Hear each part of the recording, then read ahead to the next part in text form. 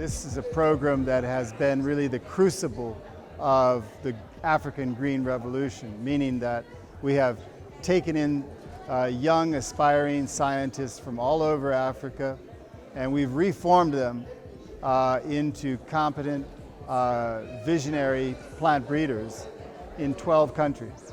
In total, 107 plant breeders will have received their PhD before this program is over.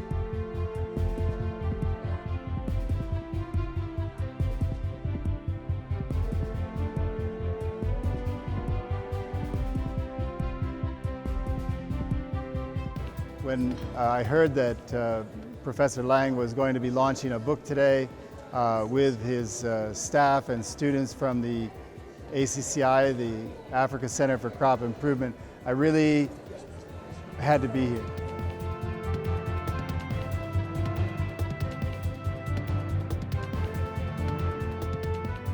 So, welcome to everyone today. I'm Mark Laing. I'm the director of the African Center for Crop Improvement, and I'll be emceeing today. And it's about the ACCI that the book is that we're launching today.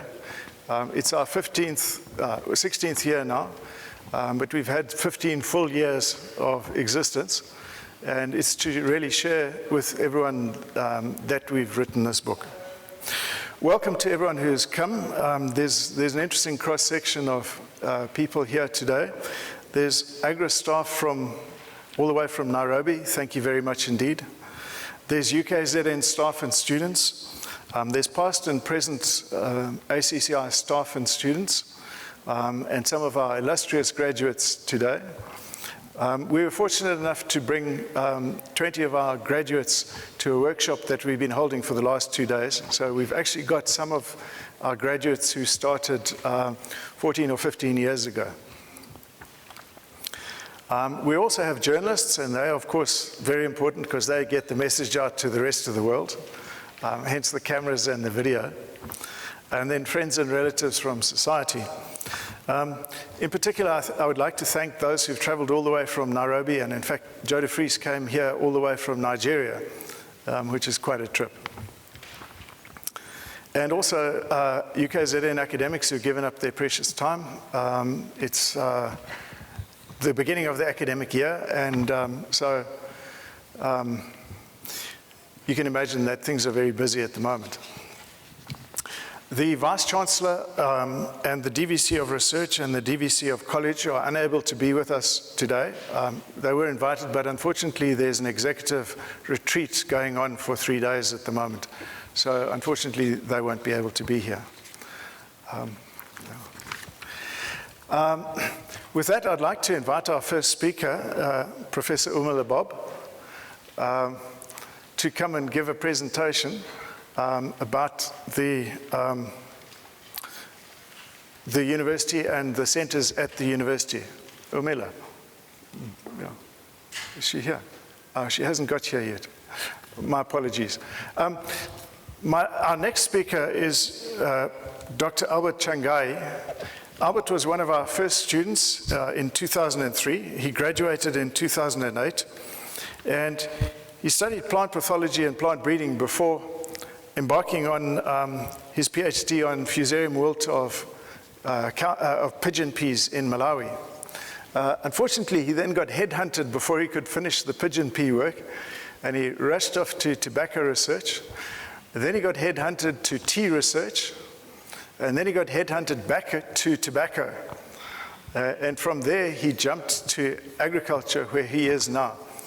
He's now officially the controller of agricultural research and extension in Malawi, and that roughly makes him number 3 in the hierarchy of agriculture in Malawi, which is quite an illustrious position for any of us to aspire to. With that, Albert, please come forward.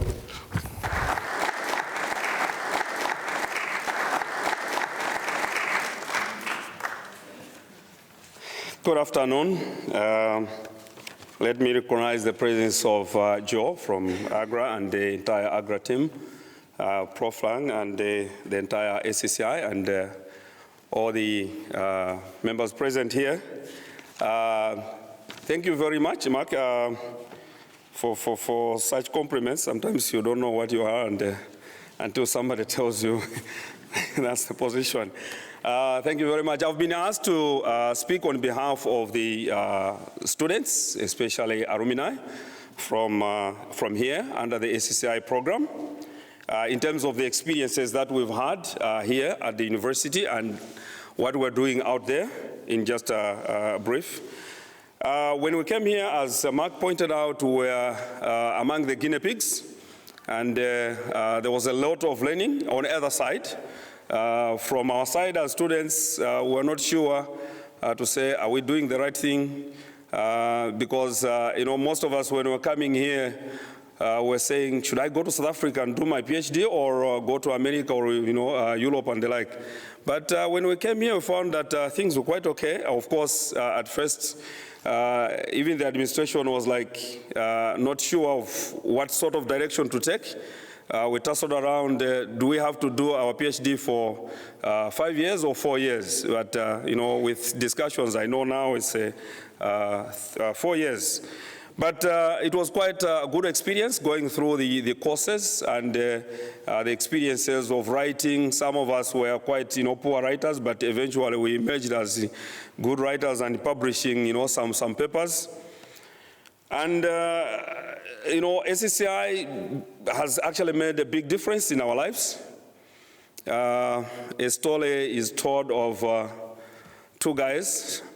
One person visited a friend and then found a tree log just, lying down there. The guy wanted to use it for firewood. So this friend says, can I use this log? And he says, what are you going to use it for? It's just good for firewood. So he says, no, can I use it? So he insisted, and then he was given the log. 1 week down the line, he came back with a very beautiful curio, curios, of a man carrying a hoe and an axe, like a farmer going to the farm. And then this says, how did you know that in that log there was this person, carrying the log? I mean, carrying the hoe and an axe. Says, anyway, that's what I thought I would make out of that log. So what I'm just trying to say is that we came from different backgrounds, from pathology, agronomy, entomology, and breeding. But, ACCI actually transformed us to what we are. We are true African breeders.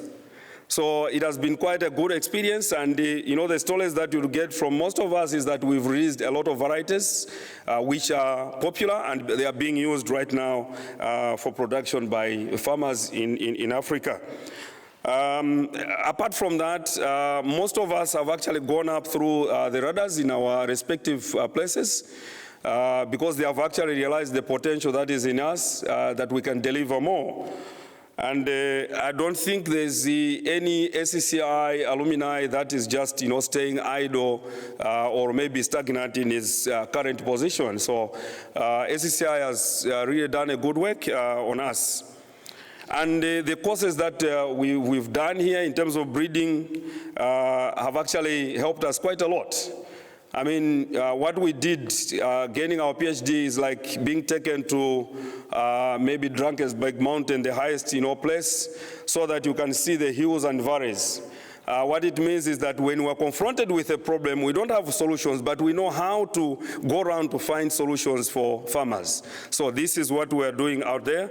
And one of the, very important element that we learned while with ACCI is on the participatory farmer breeding, or farmer participatory breeding in terms of PRA. So it has been very, very good because you are able to go out, interact with the farmer, learn the problems that they're having, and then from there transform those problems into strategies that you can come up with to come up with some solutions for the farmer. So most of our varieties that we've bred are actually farmer oriented and solving problems of the farmers. So thanks very much, and our union here is just coming from another demand-led type of breeding, which is adding on to the farmer participatory breeding strategies that we've rent. So thank you very much for this. And finally, I would like to thank ACCI for bringing us together. Thanks again for coming up with this idea. But I know, let me request Joe that if possible, we need to have such a big reunion, because we're just about maybe 22, 23 of us, but there have been more than 100, graduates from here. One day we need to share ideas and say, what is it that we've done since we left ACCI? And I think that will be quite a good one. So we're expecting something of that magnitude later on. And thanks very much for this, function where we're launching a book on ACCI. Thank you very much.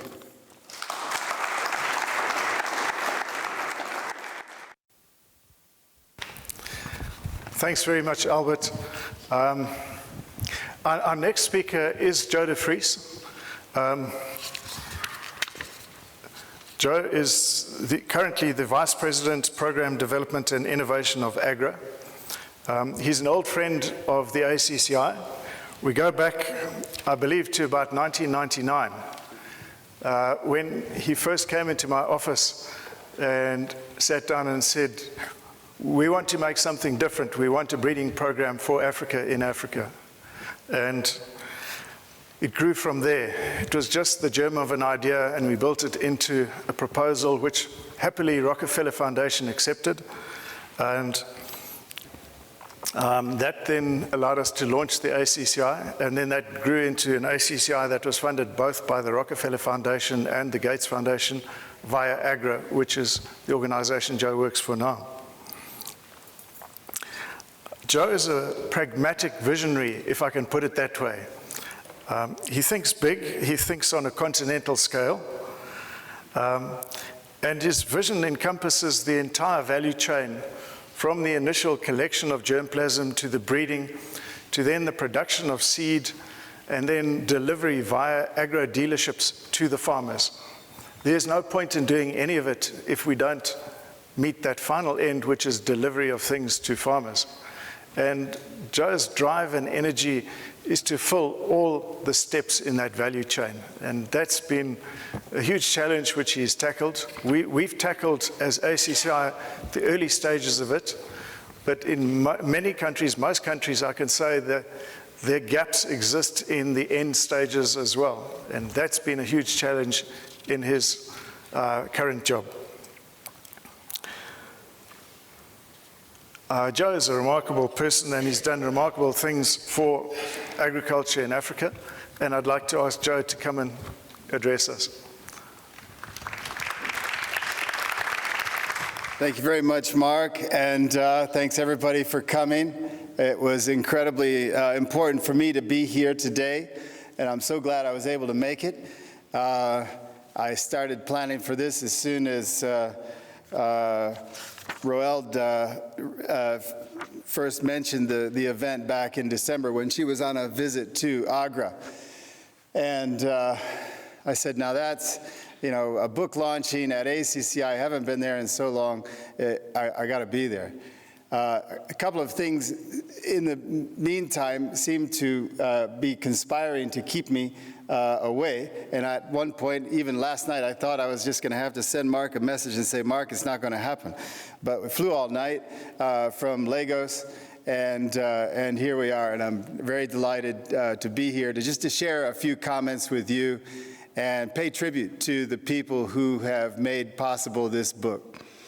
As Mark was saying, it was 1999, which sounds like a whole century ago. And a couple of the professors that I had worked with in the US at very fine universities like Cornell and Ohio State had made comments like, it's great that you're able to send students over here from Africa, but when I see them shivering here in the cold, I kind of feel sorry for them. Sometimes I realize, they're studying crops like oats and peas that we know don't grow in Africa. Maybe there's a better way to do this.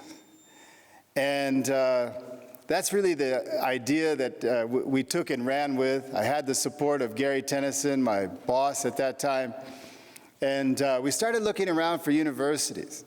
And South Africa has a fantastic reputation agriculturally in the entire world. And so what better place to go to create a new center than somewhere in South Africa? And so I was touring around to various universities. I won't mention their names because they weren't the winners. But I was kind of frustrated. In fact, I was very frustrated. And heading back to Nairobi, my base, when I got a call from a gentleman who's one of my best friends over the years named Sheikh Mbake. He's a Senegalese, and he was head of Rockefeller at that time. And he said, "Hey, Joe, I'm down here in Durban, and I think you better come down here." I said, "Well, I'm leaving in the morning for Nairobi." He said, "Well, you know, haven't you got a credit card? Can't you get a ticket down to Durban?" I said, "Well, yeah, I guess I can do that." So I changed my plans, and I came down, and Sheikh introduced me to one guy, and another guy introduced me to somebody else, and pretty soon I was talking to someone named Fritz Reichenberg. And Fritz listened to what we had on mind, and he said, I think I might just have the guy for you. And he went out, and he brought in Mark Laing. And I said, "Now, Mark, we've got a big problem here, because Africa's farmers need higher yielding crop varieties, or nothing's going to happen. There's not going to be any green revolution." And Mark said, "Yeah, and they have to be adapted to all those different ecologies." And I think with that completion of the phrase that I was about to say, I knew we had our man. And that started what did turn into an incredible journey.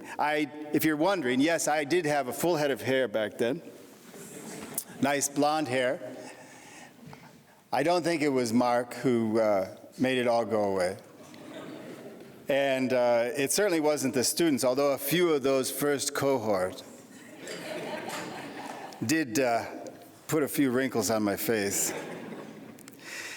You know, that was June of '99, and I think we got a proposal from Mark in August, and the first students walked through the doors of this building, I assume, in January of 2000. Incredible speed, you know, and that really kind of set the tone for the way we were going to run the whole program, the way the whole program was going to run itself, and the way we were going to support it. It was just going to be screw it, let's do it. Let's just do this. Which today, in today's age, I can assure you, would never be possible.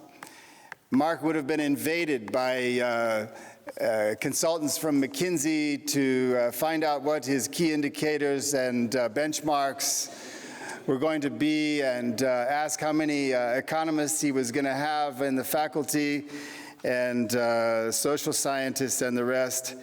But that was then, and we took advantage of it. It was a great time. It was the Rockefeller Foundation, a fantastic organization I had the pleasure of working with for 12 years, that made the first bet, and later on, the Bill and Melinda Gates Foundation.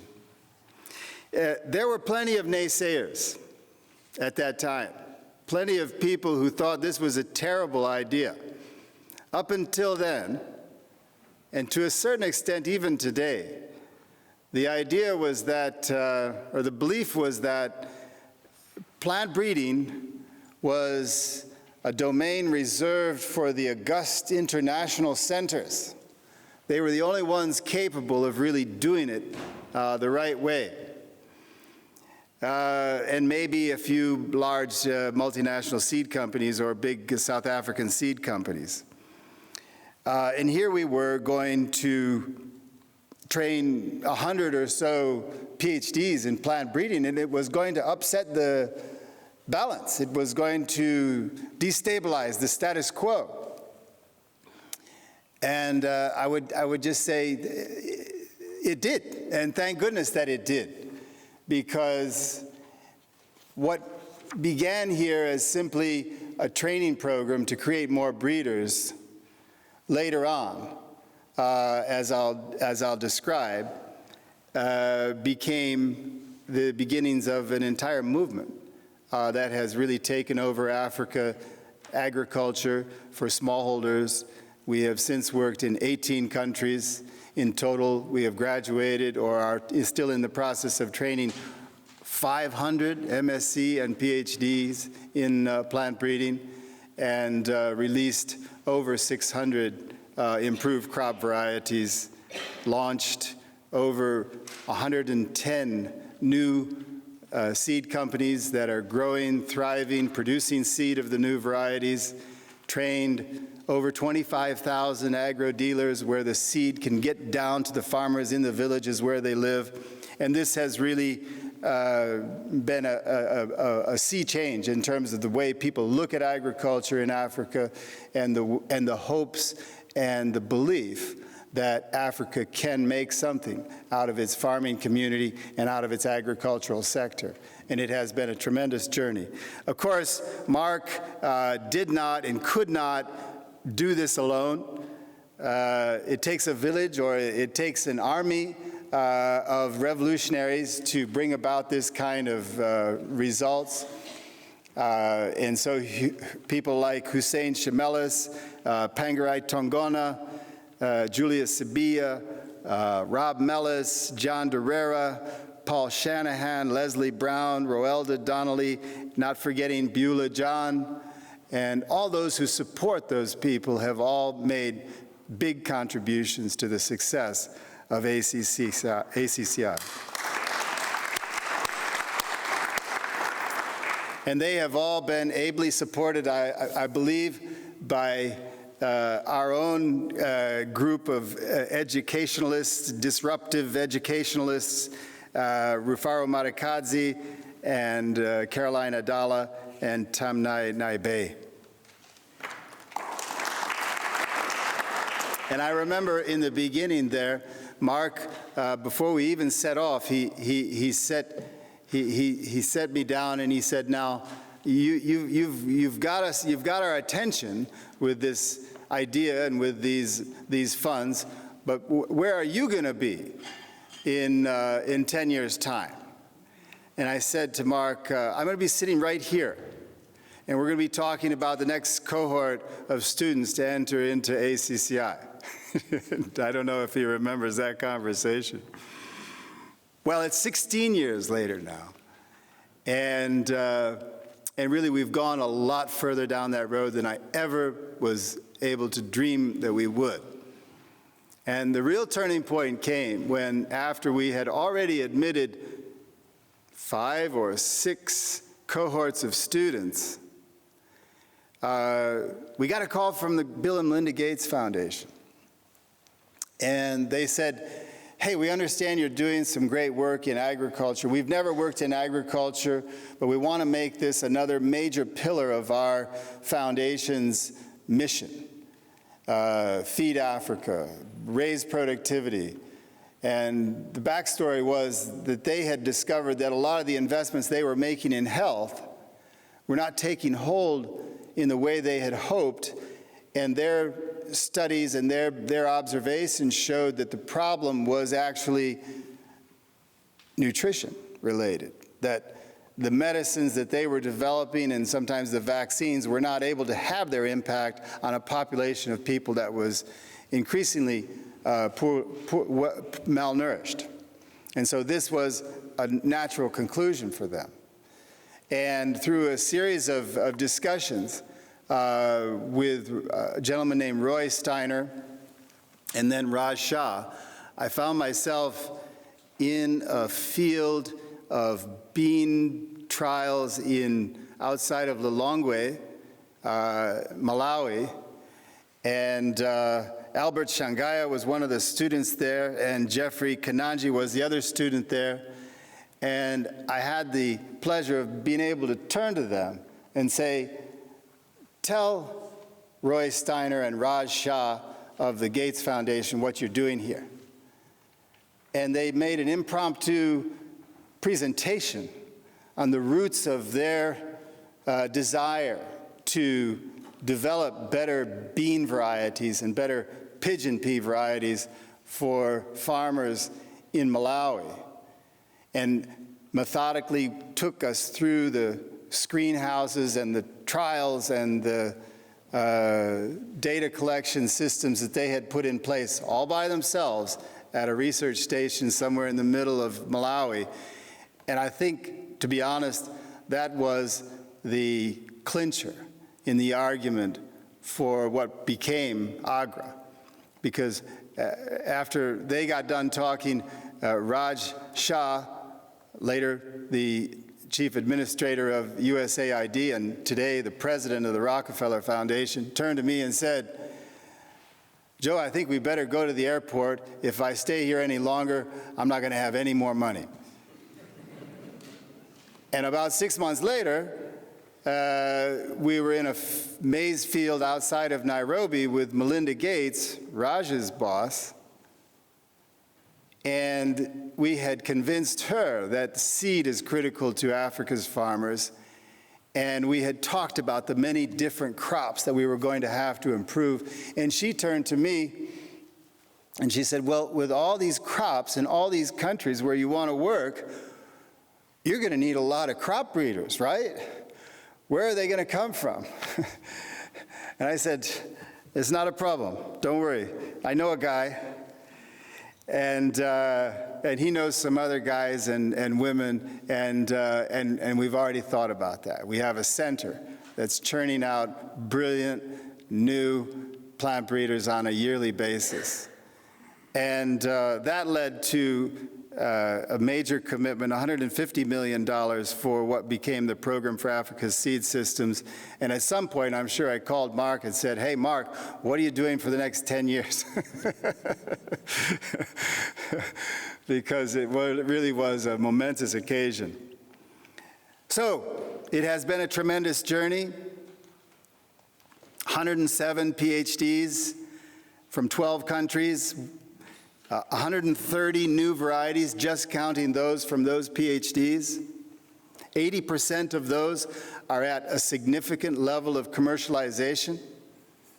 This happens in a vast, landscape of African agriculture that it's impossible to take it all in. But I assure you, go out there if you get a chance and see the farms that smallholder farmers are able to plant and grow, and cultivate today, and there is a genuine difference between today and 15 years ago.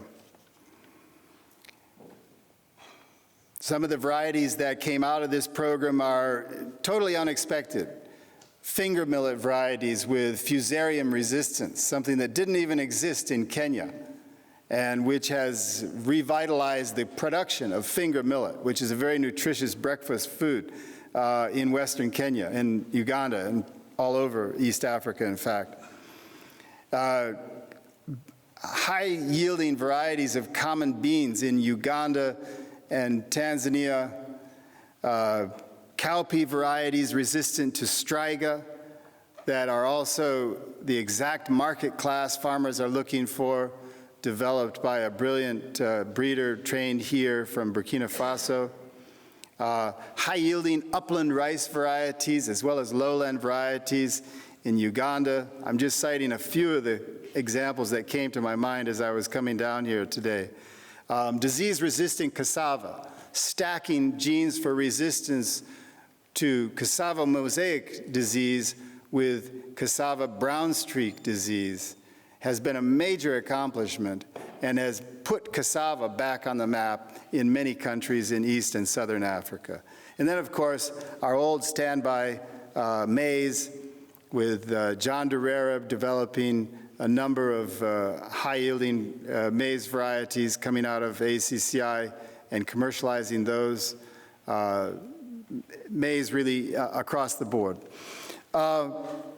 250 scientific articles showing that this was not just a farmer initiative, this was a contribution. This has been a contribution to the world's scientific foundation for agriculture in Africa and worldwide. And it's just such a pleasure to see that the farmers have taken the seed, they have enjoyed it, they are growing it, their children are eating the grains and roots and tubers, and Africa really is a better place. I guess the natural question is now, what's next? And I guess the answer is, well, write a book.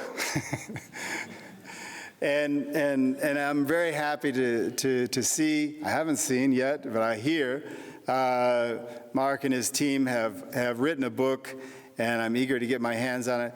And then the next step, I think, is take that book and make a sermon out of it.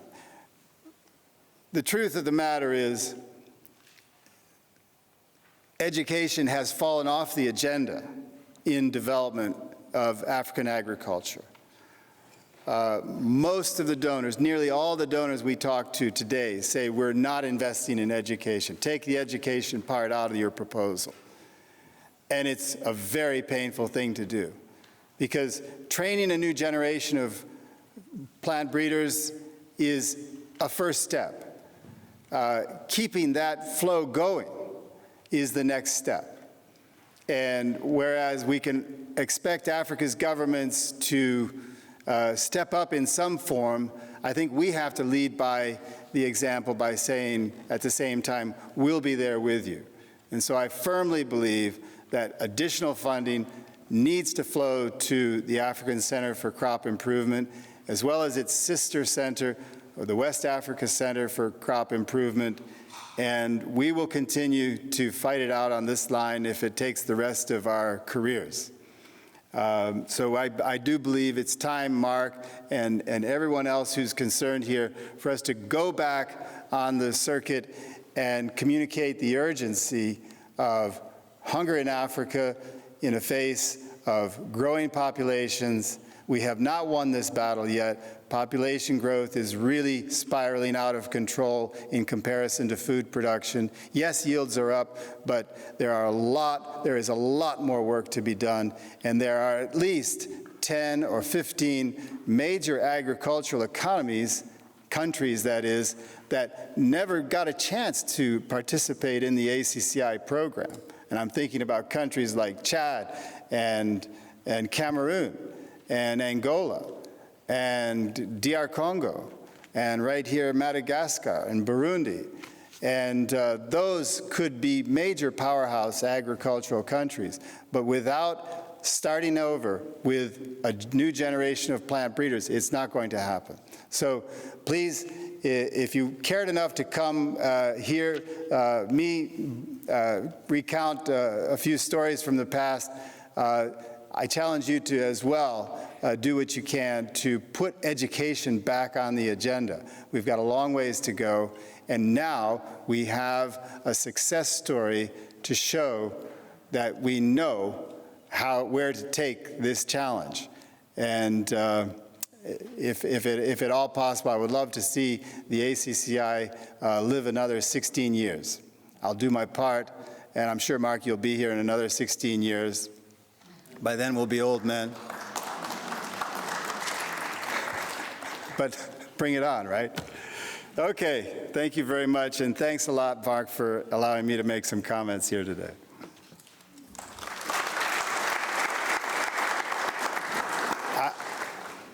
I had a note at the end to say, most of all, I really just want to say thank you. Thank you to the University of KwaZulu-Natal.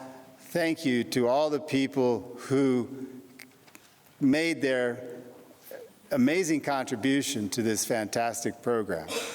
Your work has not been in vain, and we appreciate it from the bottom of our hearts. Thank you, Joe. Thanks very much. It's always a tough one to follow Joe. He's so articulate and has such a broad vision. But I'd like to share with you some of the ideas and the story of the ACCI. It is, well, 17 or 18 years since we first had the concept, and then in 2002 we launched it.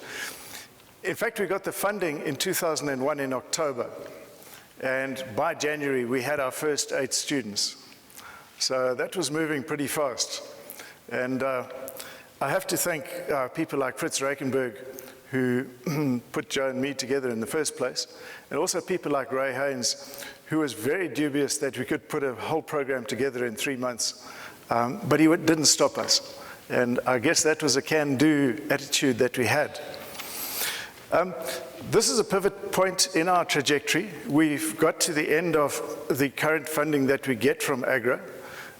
We do have 2 cohorts in the system at the moment, but we now have to look forward to an evolved, different ACCI. And taking Joe's comments to board, we want to carry on. We want to carry on surviving, but probably in a different form or adjusting, adapting.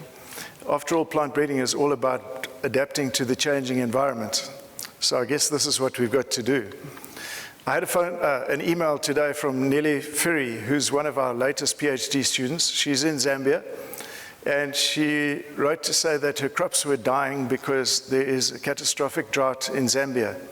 There was a catastrophic drought 2 years ago in Zambia. Now, only 2 years later, they have another one. And she doesn't think her crops are going to survive. She's planted them at 2 sites. What should she do? And we will make a solution, but can Zambia make a solution? And that's really, really what we're in. Climate change is upon us, and it is only plant breeders that can make the changes fast enough to allow society and food production to survive. The reality with foundations is that they change over time.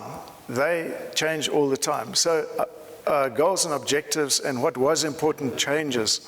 And with the new cohort of people at foundations, their priorities change. And we've had a fantastic run for 15 years with first Rockefeller and then the Gates Foundation support. So in many ways, we've been incredibly lucky looking at 18 years of continuous funding. I remember Joe saying to me once that you've had an incredible run. Now we've got to find alternative ways of surviving. The statistics Joe has given you 107 PhDs. We've got another 16 in the field. They were drawn from 14 countries, and we're dealing with 20 crops, 8 cereal crops, 6 legumes, 4 roots and tubers, and matoke bananas, which are starchy bananas, and currently linseed and oilseed from Ethiopia. So 20 crops. And I remember that was one of the things we were told you can't possibly do. How can you supervise 20 crops unless you have one specialist on each one? Well, it would be nice to have a staff of 20, but we had up to 6 plant breeders. And that gave us the biggest center of plant breeding in Africa at the time. The 130 varieties are very important because those are released varieties, but on top of that, our graduates have released or developed inbred lines that allow us to continue to breed hybrids from those inbred lines. And that's a very important contribution as well. And then in other cases, they've been able to introduce traits into varieties. For example, vitamin A comes as beta-carotene, so developing orange sweet potatoes rather than white ones. Because vitamin A is a disease that affects most of Africa, and particularly children, and causes blindness. So improving the vitamin A intake across Africa has a profound impact. And there's a whole range of those kind of traits that have been developed. The book tries to capture some of the magic of the ACCI and what we've done and why we think that it's a little bit different to what had been done before.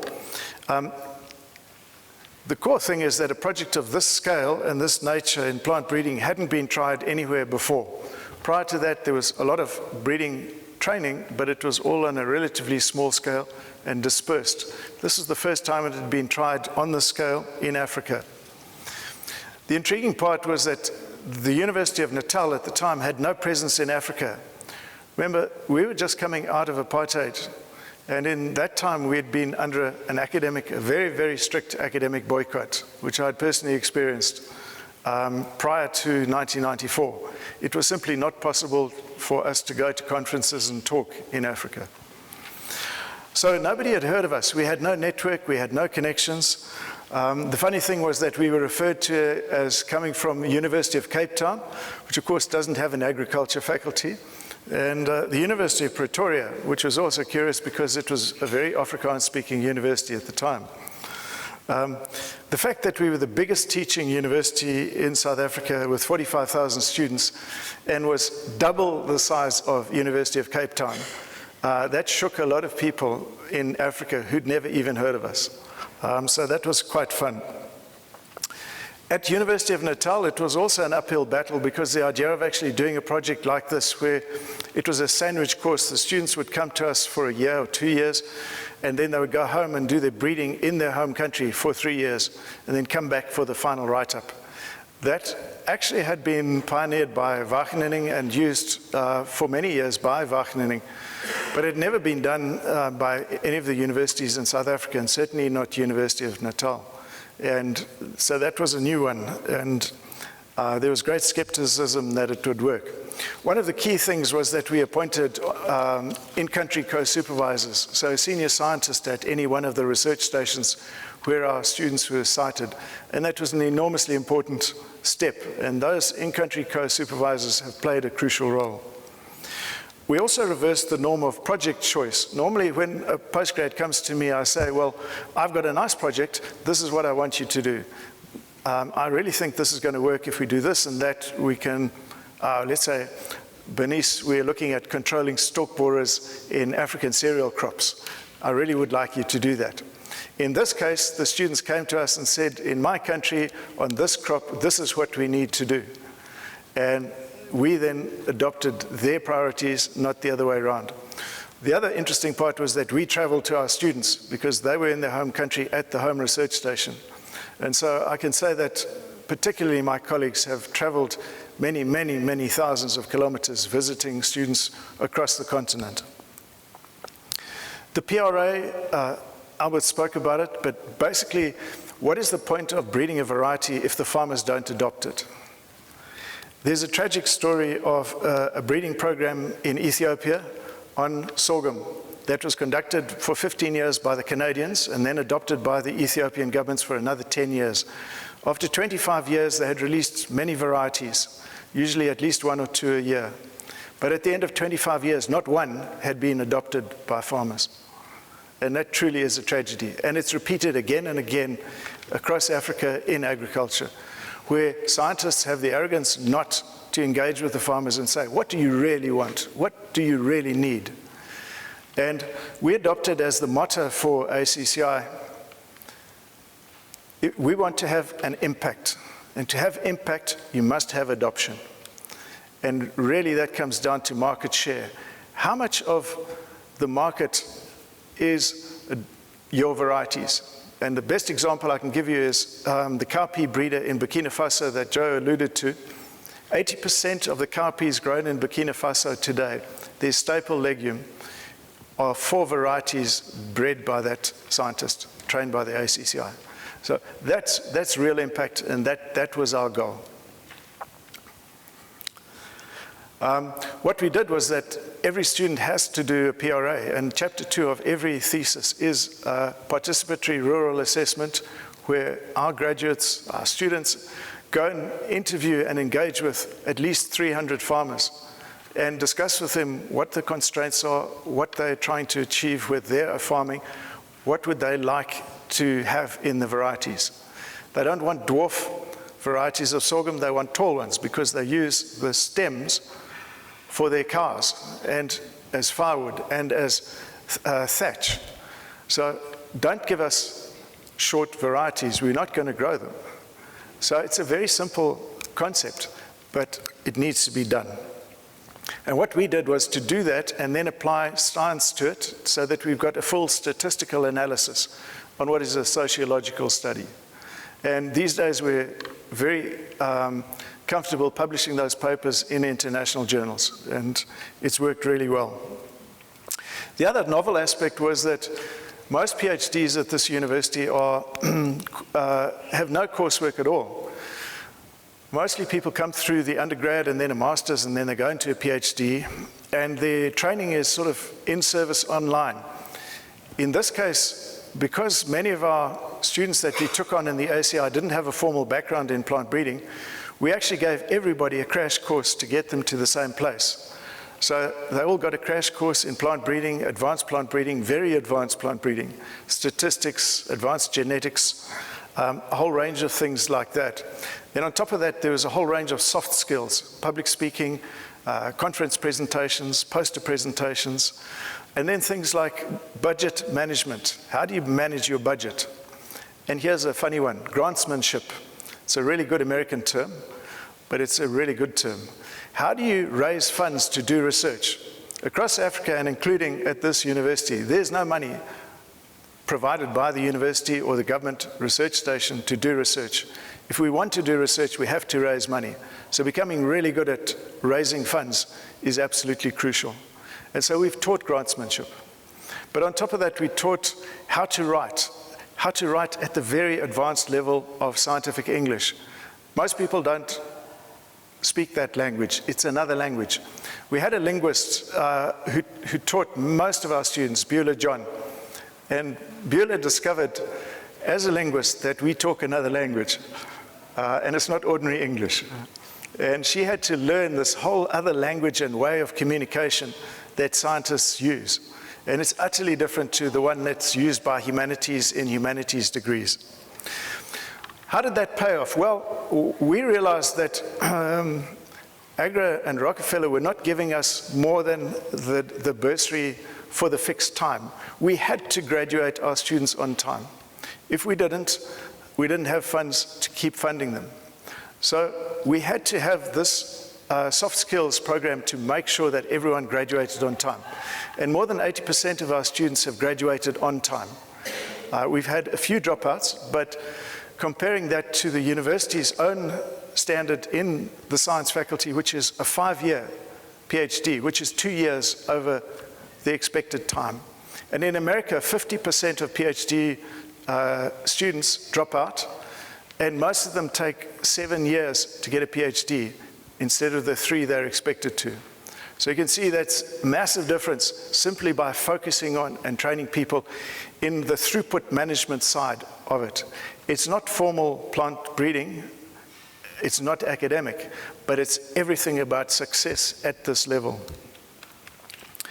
In 2007, AGRA decided to create a duplicate program of the ACCI. We weren't dealing with West Africa. Logistically, it's really hard to do that from South Africa. And so they decided to set up a West African Center for Crop Improvement, and they settled on a director there, Eric Dankwa, who's a real firebrand, and the University of Ghana, Legon. And Eric came to us and went through our books, and we showed him everything, gave him our curriculum, and AGRA has established the West African Center for Crop Improvement, and they're running with a parallel education program as us, and they've graduated 75 PhDs as well. So I salute Joe for that vision. Professor Dankwa sent a long message of congratulations. If you think I'm wordy, you need to meet Eric. It was a 3-page little note of congratulations.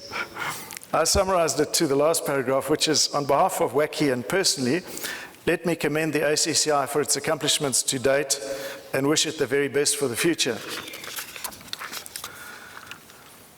There are many people to thank, particularly Rockefeller, for having the courage to take us on at the beginning. That's Gary Tunison and Joe de Vries.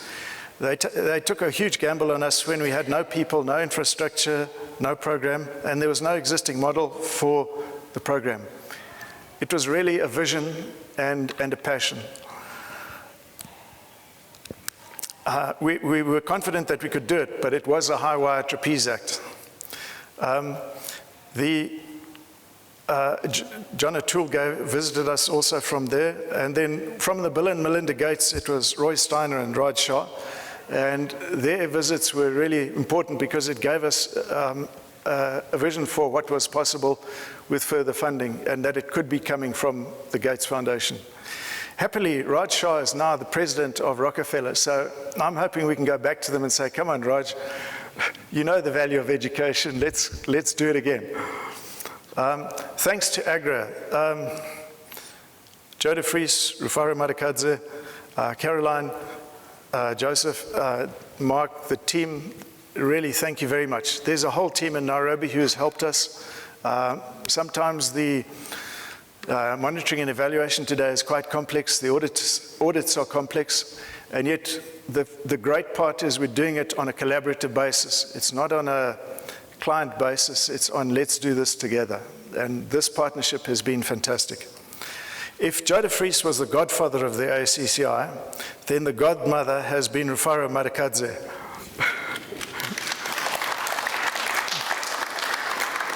She's the program officer of capacity development, and she's been with us all along, cajoling us, driving us, supporting us, applauding us, cracking the whip on many occasions. She has staggering energy and stamina. I don't know how she copes with her incredible workload and travel schedule. She travels right across Africa, West Africa, East Africa, Southern Africa.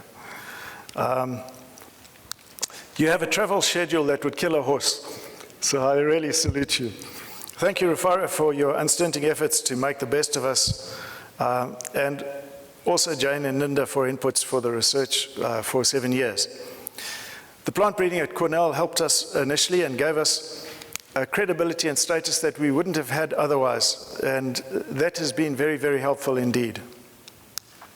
The staff of ACCI, I won't name them all, but really thank you very much. This is entirely a team effort. I have peers that I have the greatest respect for who know much more about plant breeding than I do.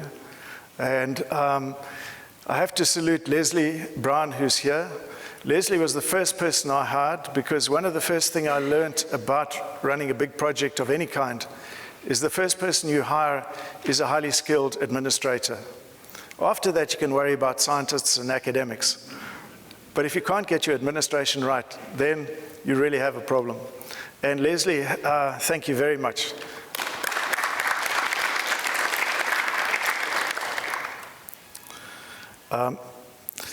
The staff of UKZN, past and present, Brenda Gurley, Dave Moon-Brown, and Ahmed Bawa were here at the time that we were trying to launch this. And I look back with nostalgia because they were just such a supportive, engaging community of executive that we could really work with. And we're so highly supportive of the unknown. And really, it was fantastic to be working with them. Ray Haynes, the dean, was very dubious, but I salute him because he didn't stop us. He just said, watch these things, and if you can handle that, I'll support you. Fritz Reichenberg, who has had to leave now, he had the vision to send Joe to me. I wasn't a plant breeder, but I'd lectured for 25 years on breeding for resistance, and he knew that I was passionate about making an impact in Africa and believing that we could do it, and that there was so many brilliant scientists in Africa that needed the opportunity to get a PhD, and that we could do that. In current times, Albert Modi and Oni Mutanga have been very supportive in our administration. But coming to write the book, Shelagh McLoughlin was our journalist who put the whole thing together. She did all the interviews, she did all the texts, she wrote up everything. Shelagh, thank you very much. You're remarkable. My colleague, Hussein Shimelis, is the co-editor as well, and he's an extraordinary person who works incredibly hard and has a true belief in the power of plant breeding. Thank you, Shimelis. Mark Irunga, who's here today, is the extraordinary photographer who provided at least half the photographs in the book. And when you look at the book, you'll realize it's not a black and white, heavy textbook. This is the glossiest coffee table book you can get on agriculture. And that's courtesy of Mark's extraordinary photographs. They're high resolution, they're beautiful, they're absolutely perfectly focused, and they are stunning. So thank you very much, Mark. And then the ACCI staff, Shimelis, Rowelda, Lindre, for basically putting the logistics of today together and the book itself, which has been an interesting challenge. To finish, this has been an amazing, epic journey to go where no man has gone before, as you all know from Star Trek. Truly we hadn't, and it was epic because we really were heading out into the unknown. We had a dream, we had a belief, but the practicalities we had to work out on the way. The outcomes are the real epic issue. It's a cadre of plant breeders that are across Africa.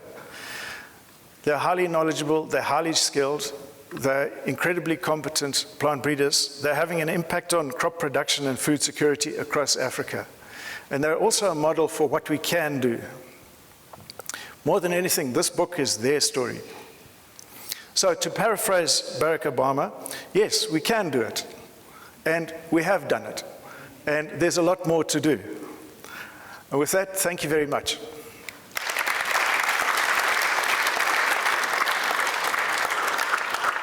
Okay. This is the good part. Prof. Kirkman has arrived to speak on behalf of the university because unfortunately Umula Bob wasn't able to get here. Kevin, please can I invite you forward. Kevin is the deputy boss of our college, let's put it that way. Thanks, Mark, and good afternoon, ladies and gentlemen.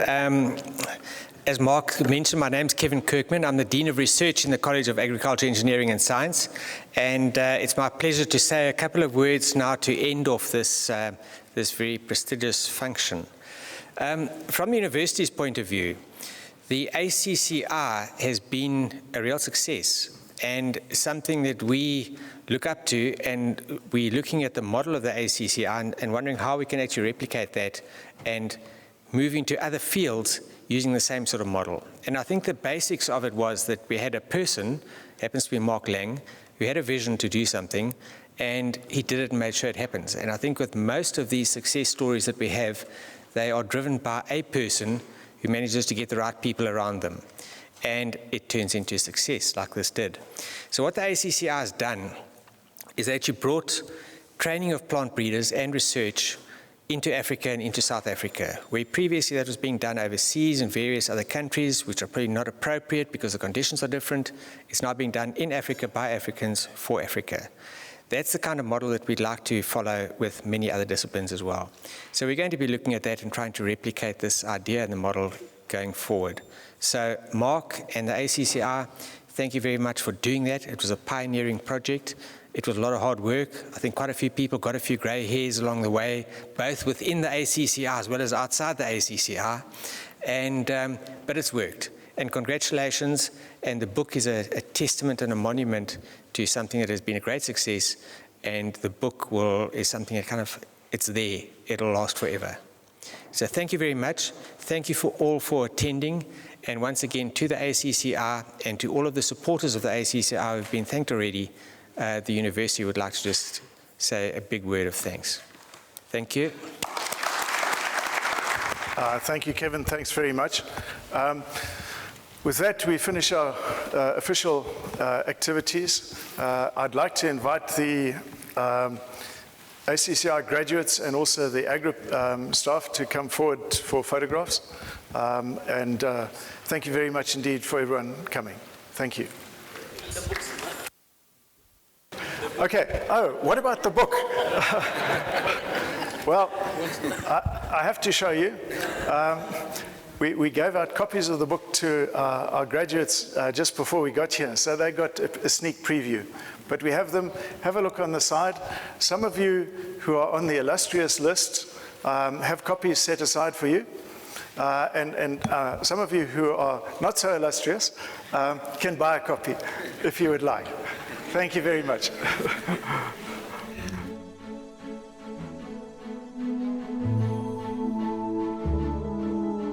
At the end of 15 years of training plant breeders in Africa to breed African crops, we captured it in a book that talks about the experience, where we started, what our visions were, the challenges we had at the beginning, and then what we're trying to achieve. And this is a coffee table book in that it's not written as an academic textbook. It's written about a story. It's really telling stories about food crops in Africa and why we need to do something about them, and we need to train African plant breeders.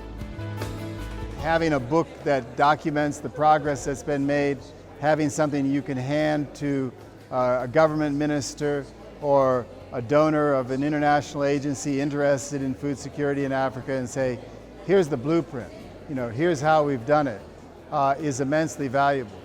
Well, on behalf of UKZN and also the College of Agriculture, Engineering and Science, I'd really like to congratulate ACCI and Mark Laing on a fantastic job over the last decade or so with training plant breeders, boosting the image of UKZN, bringing plant breeding to Africa and to South Africa, and really boosting the university. UKZN has made a milestone in Africa. They've truly become the South African University of African Scholarship.